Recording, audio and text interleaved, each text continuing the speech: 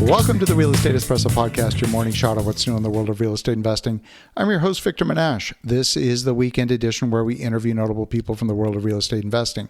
Today is no exception. We have a great guest all the way from San Diego. Welcome to the show, my good friend, Kyle Whissel.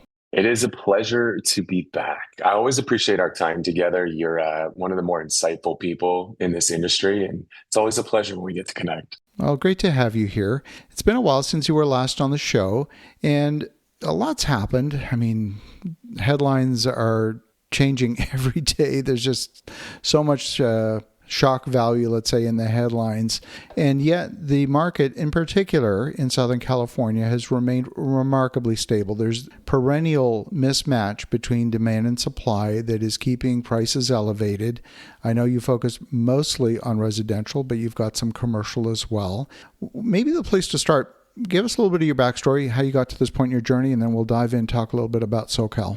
Yeah, and I've got a quote you should I love this one. Headlines do more to terrify than clarify. Headlines do more to terrify than clarify, because that's the reality when you're reading the news and, you're watching the news, anything like that is what headlines are made to do. They really don't clarify anything. And there's so many times you see these headlines and they get you scared. And the problem is a lot of people don't read beyond the headlines. All they see is the headline, where if they actually read the article, they would get a very different perspective on things. But that's the media background. I actually used to host a radio show for about 6 years. I hosted a TV show for a couple of years. I was a part of that. Quite honestly, we knew if we didn't have that shock factor, we would not get listeners, we would not get viewers. So it's sad, but true that's kind of what the media is out there to do. Absolutely. But to give some overall background, I jumped into the real estate industry when I was 20 years old. I'm 44 years old now, so I'm 24 years into the industry. I have worked on the commercial side. I've worked on the residential side. I have done a ton of investing. I've even gotten into development and building in the last few years. So pretty wide breadth of experience in the industry. But just specifically on the residential side, which is where the majority of the focus is, our team, we've sold over 9,000 homes in San Diego, California. I've done close to $7 billion worth of volume in sales. In the next 12 months, we'll do over $1 billion alone in the next 12 months from today. That's extraordinary.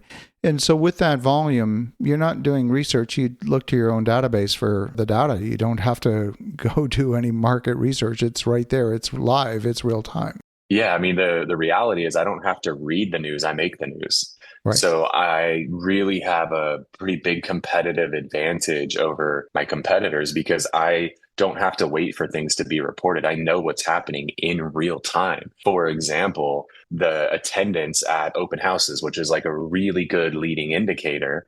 The media doesn't even have that data, nor will they ever have that data. But just this past weekend, we had 81 open houses that we hosted. Our team, 81 open houses. So I have the data from 81 open houses. And what's happening right now is the traffic of people that are attending open houses has jumped substantially just in the last few weeks. I think there's a lot more optimism around what's happening, geopolitically. And so as that kind of calms down, more people get excited, get into the market. Rates, are likely coming down here in the not too distant future. So there's a lot more optimism out there. And so we're already seeing what's happening with open house attendance, which is an amazing leading indicator. The media is not going to know about that for months from now, right? Because first people got to get out there in the field. They got to start looking at homes.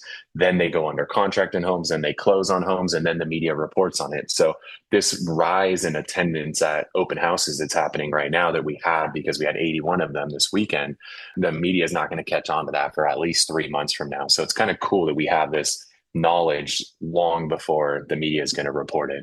When we look at any kind of data like that, it's most instructive to look at it year over year because real estate does go through a bit of a seasonal cycle. And then, of course, the economists at the Fed and the Bureau of Labor Statistics and all of the statisticians then apply these seasonal adjustment factors that often obscure the numbers.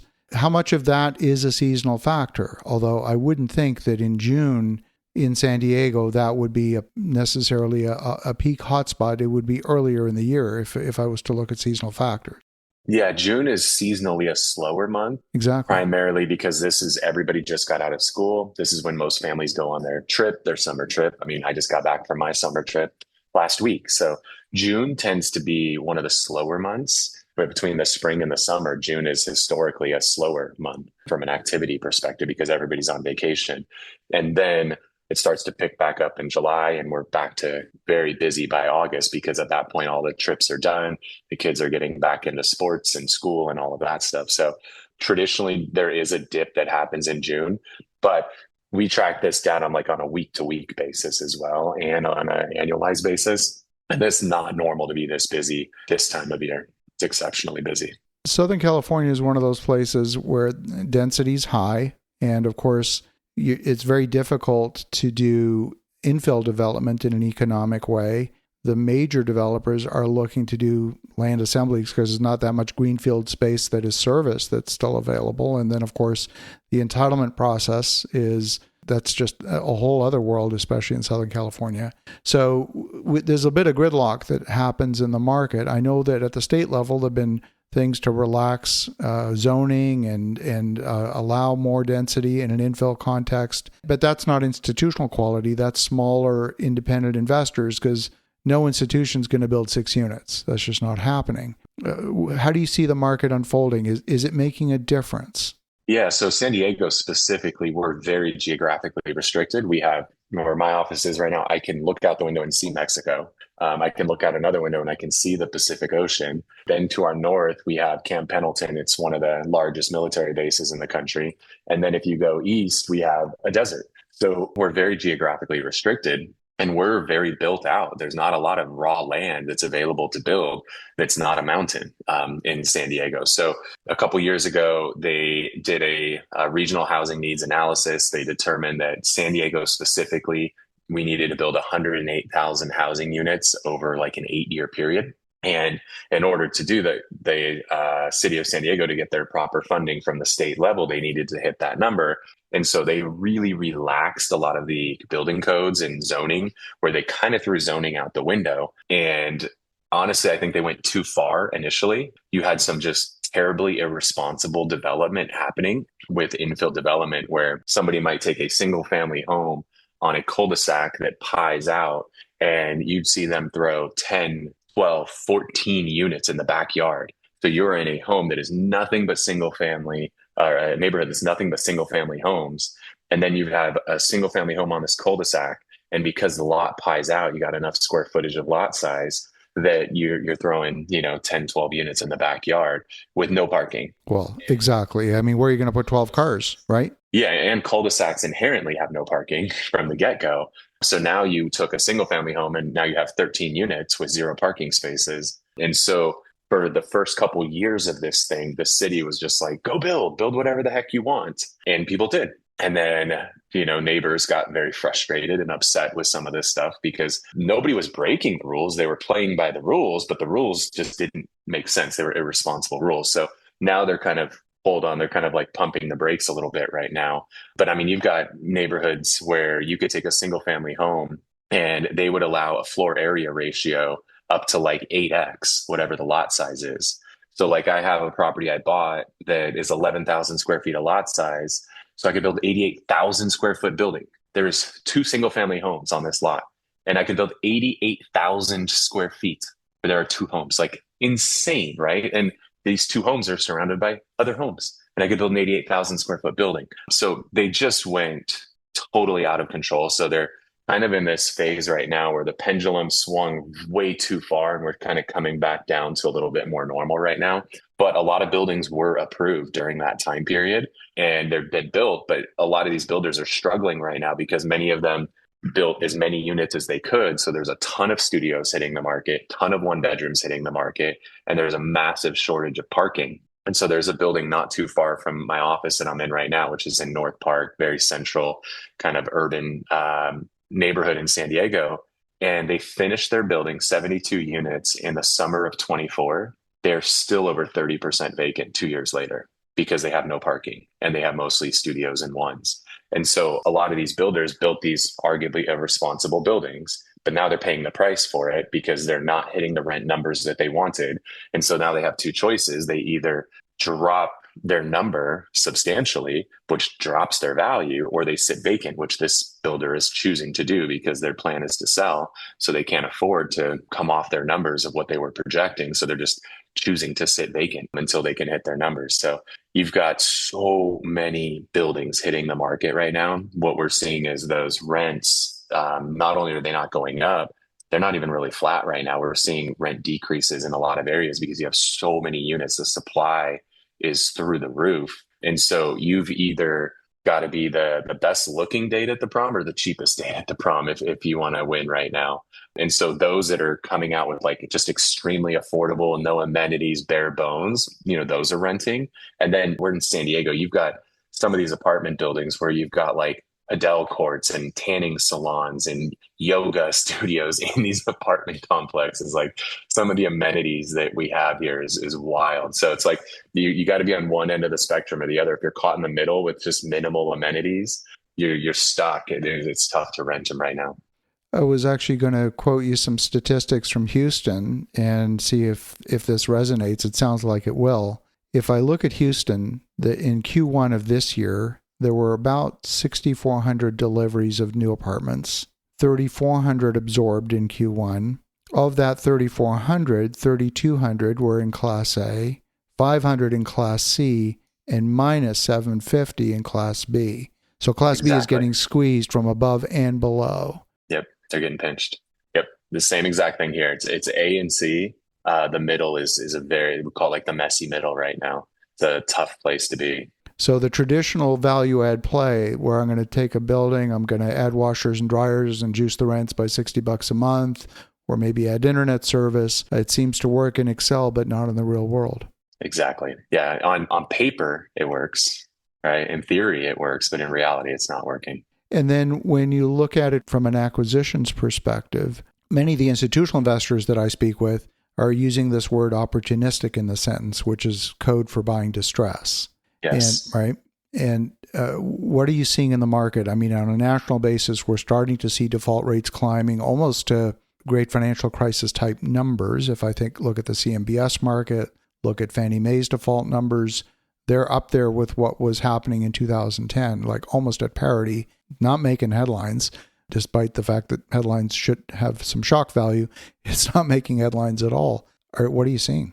Yeah, I mean, literally the largest infill developer in San Diego right now they must have partnered with everybody, but they've had over 1,000 units in the pipeline. They're cratering right now. There's defaults, there's lawsuits, there's all kinds of stuff happening. And this was like the go-to person. Like if you look up San Diego ADU builds, like this is the person you're going to see the headlines on. They are in lawsuits galore. They're in defaults galore. It's tough out there. So we're seeing that. We're seeing a ton of projects that are hitting the market mid-construction. We're seeing a lot of projects that are being sold RTI where they're just deciding not to build. They went through the process and they realized and I'm actually one of those people. I've got a few projects that I submitted plans and everything. And I'm like, based on where rents are now and what cap rates are now, if I build these, I'm going to be burning money. Like I will come out upside down. I can't build these projects. So I'm one of those people. I built a couple small ones. I built 2 6-unit projects, but then I was going to start jumping into 20, 30, 40 unit projects. And now based on the economics, but now that we're to the point we could actually build these things, it doesn't make sense to build them anymore. So it's tough. And then, there's going to be a lot more of those. Of people who either did build them and, like the one down the street that's 30+% vacant, like you can only sustain that for so long. So you're going to have a lot of people who are unable to get the occupancy that they expected. They're not going to be able to carry the debt load and they're going to lose those projects. So I expect to see quite a bit of it. I don't know globally, but at least here in San Diego specifically, I expect to see quite a bit of default happening. I often have this conversation with developers who say, well, the city will allow me a parking ratio of 0.5 or 0 or whatever number. And my response to that is almost always, I don't care what the city allows. What's the market demand? Like, that's all that matters. Because to your point, if a property's taken more than a year to absorb, now you're competing with yourself to fill those units. Yeah, just because you can doesn't mean you should. Right. Exactly. Yeah. And so, a lot of people were just like, and they were stuffing max density in to try to make numbers work. And the reality is like, you should never have to like make numbers work, right? If you're forcing the numbers to work, that should actually be your first sign that maybe we shouldn't do this. Yeah. Yeah, indeed. Well, Kyle, fantastic insight. If folks want to connect, if they want to learn more, what's the best way?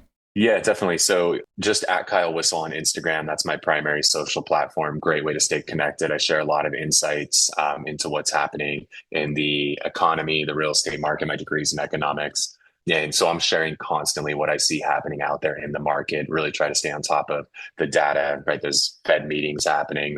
I follow CPI data, the jobs data. I'm really, really big on a lot of that economic data. So if you want to stay up to speed on what's happening, how that's affecting the real estate market, specifically Southern California, love to stay connected. Just follow me on Instagram at Kyle Whissel. Terrific. Well, Kyle, great to connect. And for the listeners at home, definitely connect with Kyle Whissel. If you're at all interested in Southern California, it's a great place to live and it's a great place to work. Not always the best place to invest, but it's a great place for all those other things. And in the meantime, have an awesome rest of your weekend. Go make some great things happen. And we'll talk to you again tomorrow.